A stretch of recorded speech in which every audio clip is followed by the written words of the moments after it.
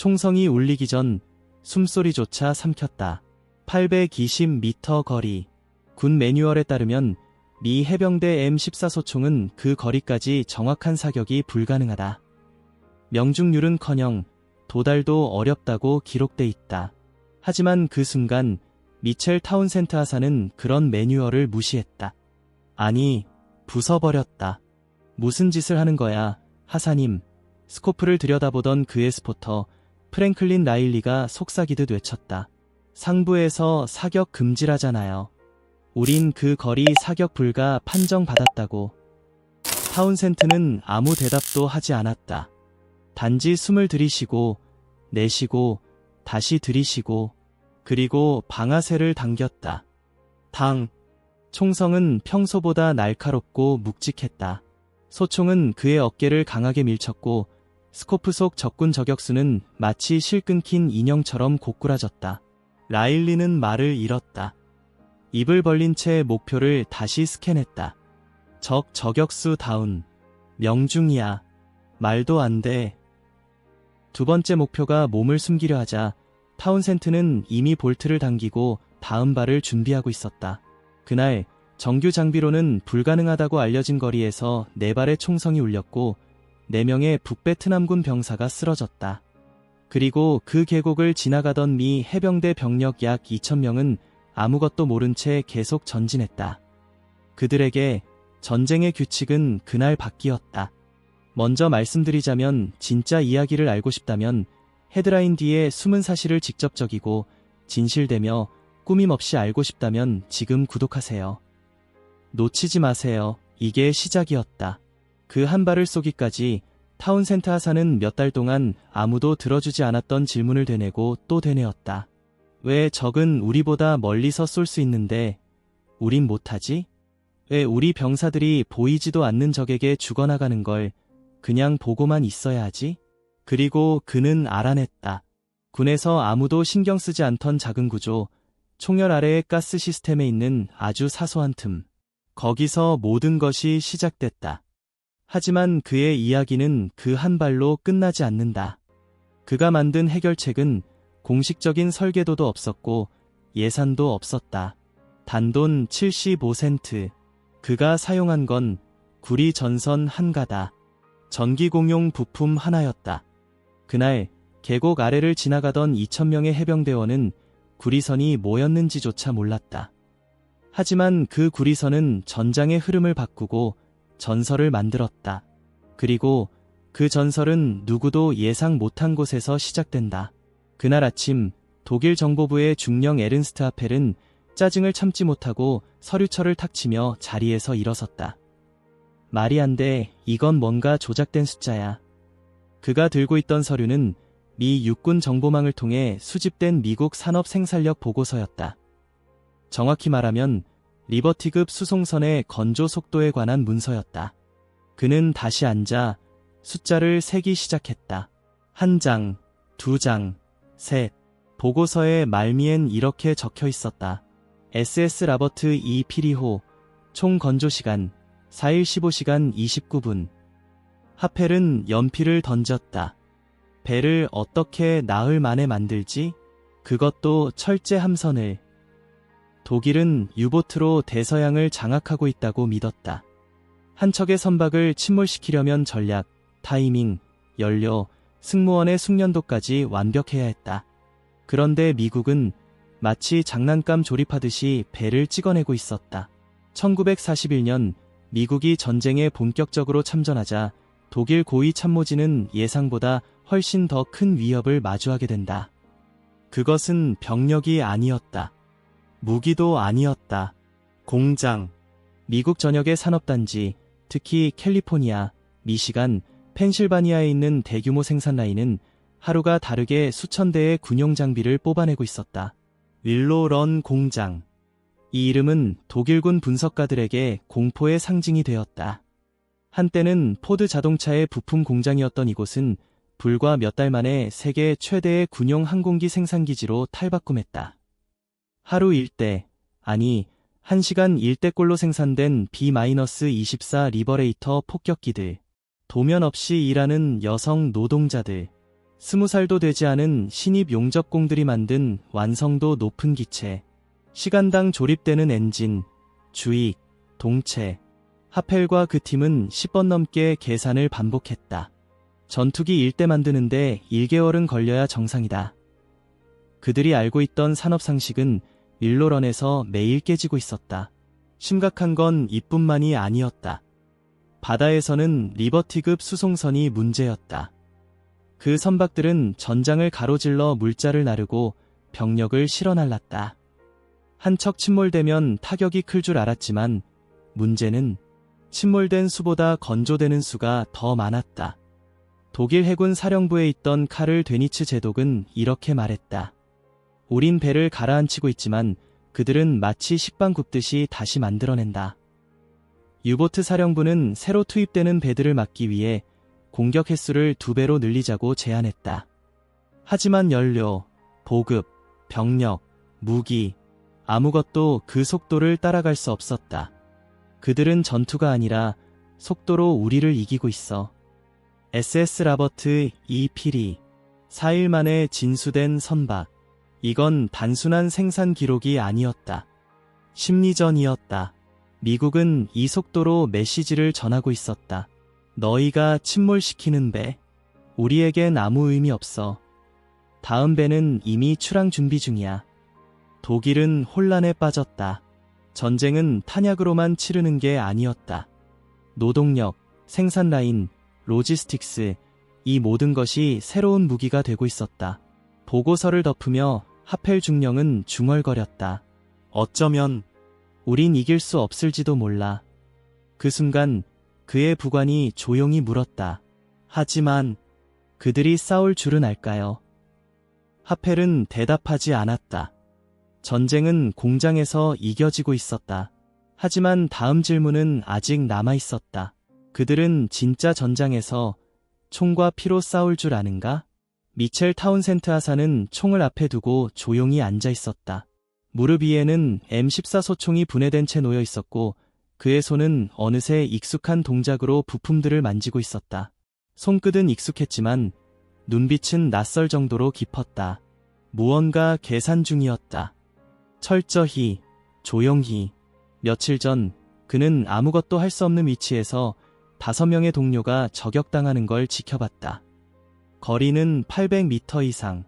조준은 가능했지만 사격은 불가능했다. M14의 최대 효과 사거리는 공식적으로 500m. 그 이상은 이론상, 아니 현실적으로 무리였다. 하지만 그는 머릿속에서 계속 반문했다. 정말 그게 한계일까? 그는 다시 가스 시스템을 들여다봤다. M14는 반자동 소총이다. 발사할 때 발생하는 가스를 일부 이용해 다음 탄을 장전한다. 매우 효율적인 구조지만 바로 그 부분에서 낭비가 생긴다고 느꼈다. 가스를 덜 빼면 그는 중얼거렸다. 그 에너지가 총알을 더 멀리 날릴 수 있겠지. 그 이론은 단순했다. 가스 배출량을 줄이면 그만큼 더 많은 압력이 총알을 밀어내는 데 사용될 수 있다. 그 결과는 더 빠른 탄속, 더 먼 사거리. 단점은 명확했다. 가스가 적게 배출되면 자동 장전이 제대로 작동하지 않을 수도 있었다. 한마디로 고장날 확률이 높았다. 하지만 그는 이미 마음을 굳혔다. 그날 저녁 타운센트는 보급소 뒤편에서 낡은 창고로 들어갔다. 어둠 속에서도 그는 눈을 반짝이며 필요한 걸 찾았다. 구리 전선, 약 16게이지짜리 전기 작업용. 이게 바로 75센트짜리 해결책인가? 그는 작게 웃으며 말했다. 밤이 깊어갈수록 그는 혼자서 작업을 계속했다. 손전등 불빛 아래 작은 구리선을 감아가며 M14의 가스 시스템을 천천히 정밀하게 조절해 나갔다. 정식 개조는 아니었다. 장비도 없고 도면도 없고 승인도 없었다. 그는 규정을 어기고 있었다. 무기 개조는 명백한 위반이었다. 들키면 강등, 아니면 군사재판. 하지만 그에겐 그것보다 더 무서운 게 있었다. 다시는 눈앞에서 동료가 무력하게 죽는 걸 보기 싫었다. 당신 진짜 미쳤군요. 목소리가 들렸다. 프랭클린 라일리. 그의 스포터가 텐트 입구에 서 있었다. 두 눈은 의심으로 가득했다. 타운센트는 고개를 들지 않고 말했다. 이거밖에 없어. 저격수들보다 더 멀리 쏠 수 없다면 우린 매번 죽어야 해. 명령 어기는 거잖아요. 들키면 끝장이에요. 들키기 전에 죽을 수도 있어. 난 그냥 시도는 해야겠다고 생각했어. 라일리는 한참을 말없이 바라보다가 조용히 다가와 앉았다. 그리고는 소총 옆의 구리선을 손끝으로 만져봤다. 이게 진짜 효과 있을까요? 내가 맞다면 내일 적 스나이퍼는 깜짝 놀랄 거고 우리가 살게 될 거야. 내가 틀렸다면 그냥 우리 둘 다 미친 놈으로 끝나는 거고. 좋아요. 그럼 미친 짓 같이 하죠. 그날 밤 그들은 같은 구덩이에 앉아 다음 날의 임무를 준비했다. 장비를 점검하고 탄도 계산을 반복했다. 총의 반동, 가스 압력, 거리, 바람 방향, 습도까지. 한 번도 시험해보지 않은 개조된 총. 단 한 발로 모든 게 결정될 것이다. 하지만 그건 내일의 일. 지금은 그저 숨죽인 정적 속에서 그 구리선 하나가 무겁게 빛났다. 그리고 해가 뜨기 전 타운센트는 조용히 속삭였다. 이 총 내일 역사를 쓸 거야. 그 말에 라일리는 고개를 끄덕였고 두 사람은 침묵 속에서 마지막 준비를 마쳤다. 다음 날 그들은 동이 트기도 전에 출발했다. 그들의 임무는 단순했다. 관찰, 보고, 절대 사격하지 말 것. 하지만 그날 그들은 다른 계획을 갖고 있었다. 그들은 역사의 가장자리로 걸어 들어가고 있었다. 1967년 8월 7일 새벽 4시 30분. 안개는 짙었고 공기는 진흙처럼 무거웠다. 타운센트와 라일리는 아무 말 없이 능선을 따라 기어올랐다. 배낭엔 탄약과 관측 장비, 그리고 무엇보다 중요한 개조된 M14 소총이 들어있었다. 하사님, 진짜 쏠 생각이에요? 라일리가 속삭였다. 목소리는 여전히 의심과 불안으로 가득했다. 그럴 필요가 없다면 더 좋아. 하지만 준비는 돼 있어야지. 타운센트는 침착했다. 그 말이 더 무서웠다. 오전 6시 20분 그들은 관측 지점 3번에 도착했다. 그곳은 계곡 전체를 내려다볼 수 있는 완벽한 고지대였다. 아래로는 제7해병연대의 병력 수백 명이 이동 중이었다. 산속은 조용했다. 그러다 갑자기 라일리가 몸을 굳혔다. 2시 방향 능선. 움직임 있어요. 스포터 스코프를 조정하며 그는 빠르게 보고했다. 6명. 최소 2명은 SVD 저격총. 타운센트는 스코프를 들여다보았다. 확실했다. 북베트남군 저격팀. 그리고 그 거리 821m. 사거리 바깥입니다. 본부에 보고해야죠. 라일리는 무전기를 들고 교신을 시작했다. 지휘소, 여기는 시에라 3 적 스나이퍼 위치 확인. 2시 방향 능선, 약 6명. 사거리 초과, 교전 지시 요청. 오버. 잠시 후 지직 소리와 함께 응답이 돌아왔다. 시에라 3, 교전 금지. 사거리는 너희 장비의 범위를 벗어남. 공중 지원을 요청 중. 계속 관측만 하라. 오버. 라일리는 욕을 삼키고 고개를 저었다. 지원 도착까지 20분은 걸려요. 그 사이에 아래 병사들 속수무책이에요. 타운센트는 대답하지 않았다. 이미 스코프를 조정하고 바람을 계산하고 있었다. 하사님, 하지 마요. 지휘 명령이에요. 너무 멀다고요. 쏘는 순간 위치 노출돼요. 그들이 저격 시작하면 우린 수백 명을 잃어. 지금은 명령보다 정확도가 더 중요해. 그는 숨을 들이쉬고 내쉬었다. 그리고 다시 들이쉰 후 천천히 방아쇠에 손을 얹었다. 제발. 라일리가 조용히 중얼였다. 당. 총성이 평소보다 무겁게 울렸다. 개조된 가스 시스템은 총알에 더 많은 압력을 실었고 반동은 거칠었다.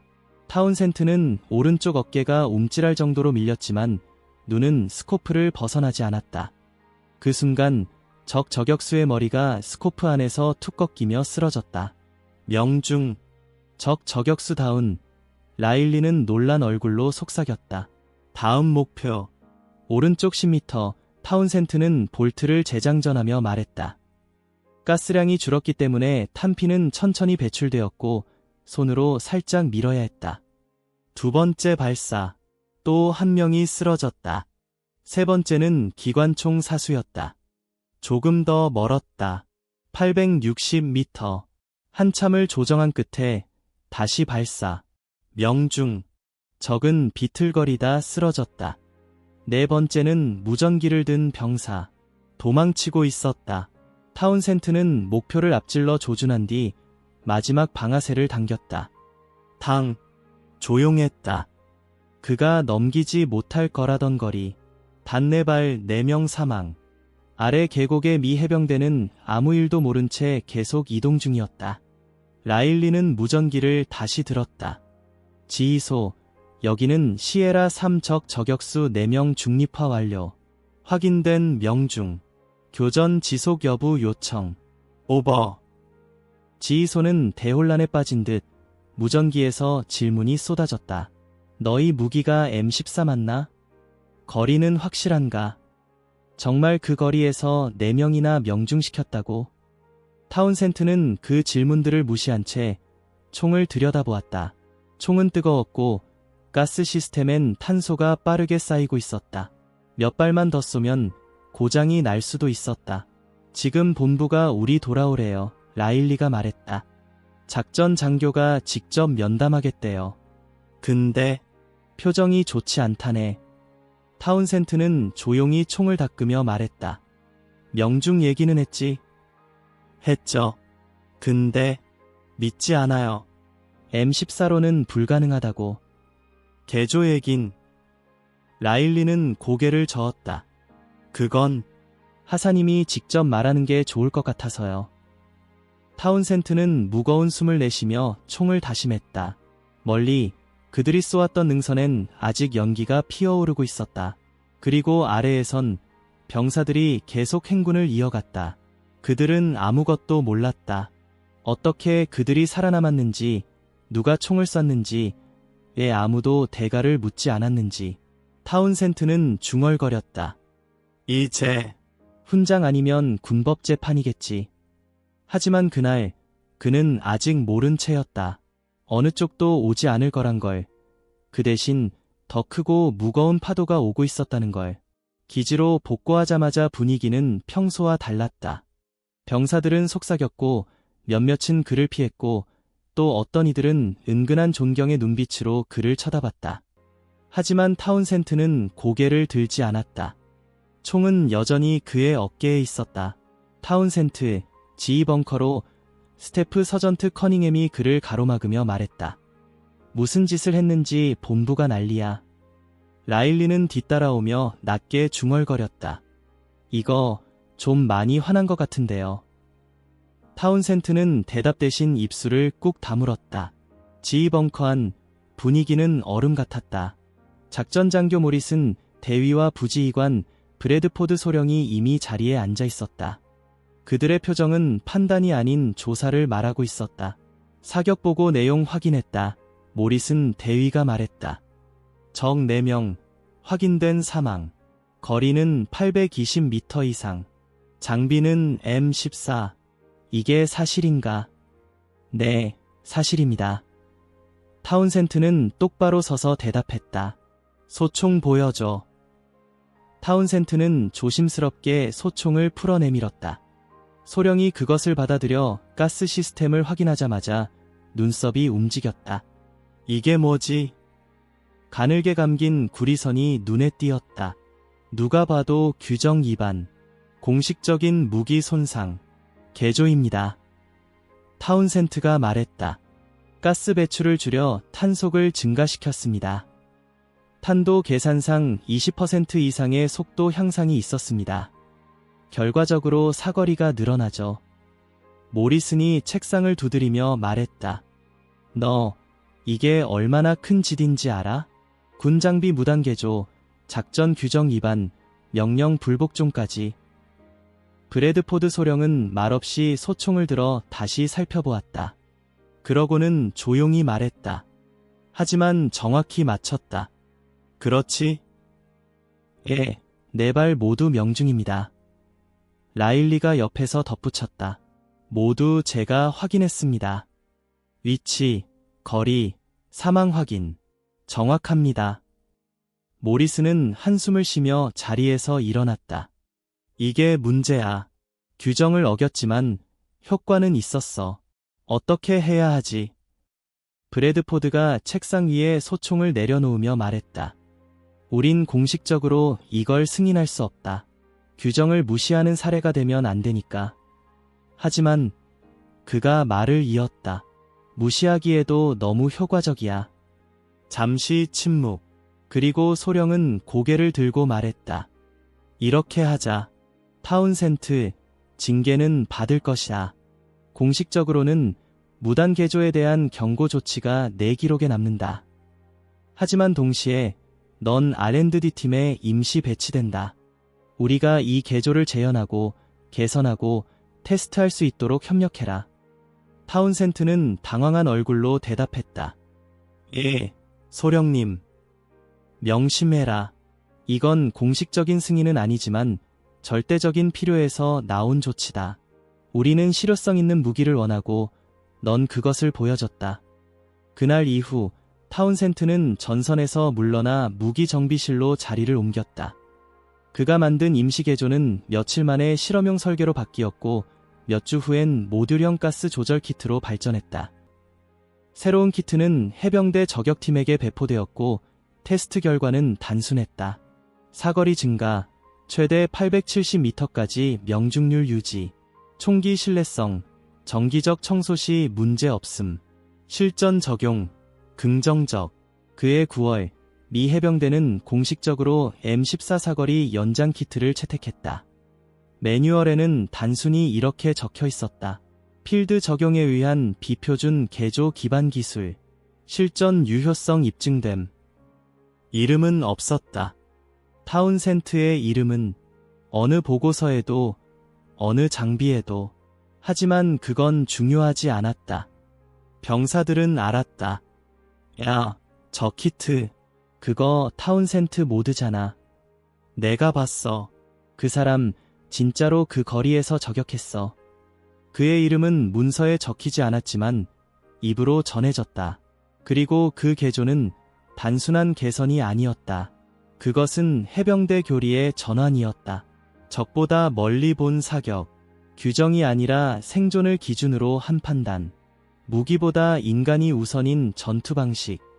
이 개조로 인해 2,000명이 넘는 해병대원이 안전하게 임무를 완수할 수 있었다는 분석 결과도 나왔다. 사기 또한 눈에 띄게 상승했다. 저격을 당해도 반격할 수 있다는 믿음. 그건 단순한 무기 이상의 의미였다. 타운센트는 그저 조용히 맡은 바를 수행했을 뿐이다. 그리고 고개 숙인 채 R&D 실험장을 청소하며 중얼거렸다. 난 그냥 누군가 죽지 않게 하려고 했을 뿐이야. 하지만 그의 이야기는 아직 끝나지 않았다. 왜냐하면 진짜 인정은 훨씬 나중에, 그리고 아주 예상치 못한 방식으로 찾아오게 되니까. 1971년 미첼 타운센트는 조용히 군복을 벗었다. 별도의 훈장식도 공식 행사도 없었다. 그는 그냥 조용히 트렁크를 닫고 버스를 탔다. 돌아가는 길, 창밖 풍경은 베트남 정글보다 낯설었다.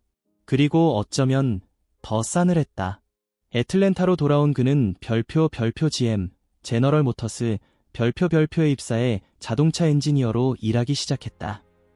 머신에 대한 감각은 여전했고 손끝은 정직했다. 하지만 누구도 그에게 당신이 만든 개조 덕분에 2,000명이 넘는 병사들이 살아남았다는 말을 해주지 않았다. 그도 굳이 말하지 않았다. 그가 만든 가스 조절 장치, 그게 어떻게 해병대 교리의 일부가 되었고 현대 저격 교범에 어떻게 영향을 줬는지는 그냥 기억 속에 묻어두었다. 난 그냥 할 일을 했을 뿐이야. 그게 그의 대답이었다. 시간은 흘렀다. 1989년 그는 애틀랜타에서 열린 베트남 참전용사 모임에 초대되었다.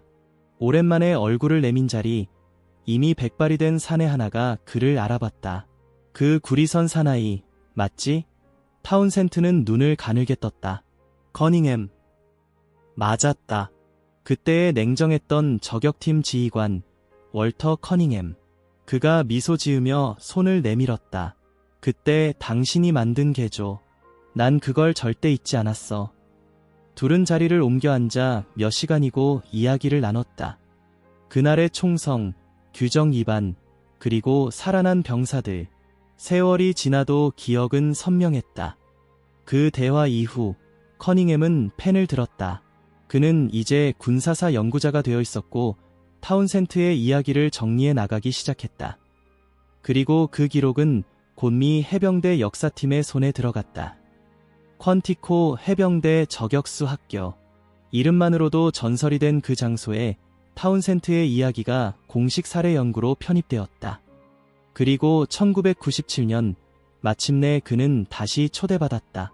손님 자격이었다. 이제는 배운 자들이 그의 개조를 배우고 있었다. 행사장의 한 벽면에는 작은 명판이 걸려 있었다. 그 안에는 그의 개조와 같은 형태의 구리선이 부착되어 있었다.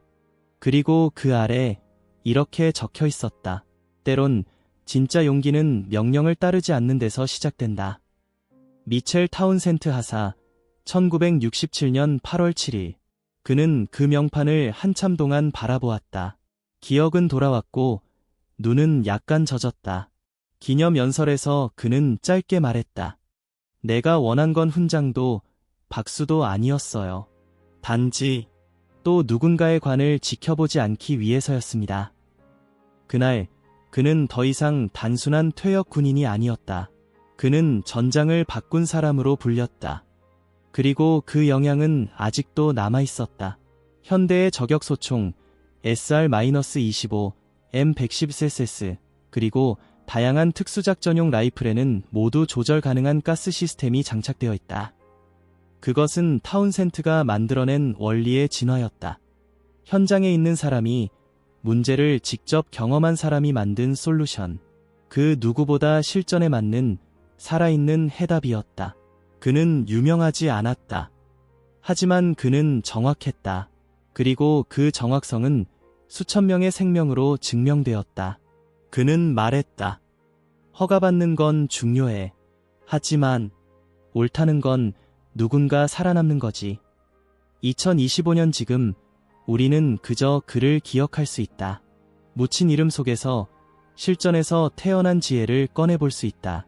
우리는 항상 규정을 따르려 한다. 하지만 어떤 순간엔 그 규정이 답이 아닐 수 있다. 그런 순간 타운센트의 구리선은 이렇게 말해준다. 생각해. 이에서 시킨 대로가 아니라 내가 직접 본 것대로. 그가 사라진 지 오래다. 하지만 그의 유산은 오늘도 총열 끝에서 살아 숨쉰다. 그게 바로 무시할 수 없는 유산이다. 이 영상이 의미 있었다면 당신의 한 번의 공유가 더 많은 사람에게 이야기를 전할 수 있습니다. 그리고 다음 편에서는 전혀 다른 전장 한가운데서 탄생한 또 하나의 전투 혁신, 실험실이 아닌 참호에서 시작된 전략 변화를 소개합니다. 절대 놓치지 마세요. 이와 같은 이야기들을 더 보고 싶으시다면 명확하고 검증되며 왜곡 없는 이야기들, 지금 구독하고 누구보다 한 발 앞서 나가세요.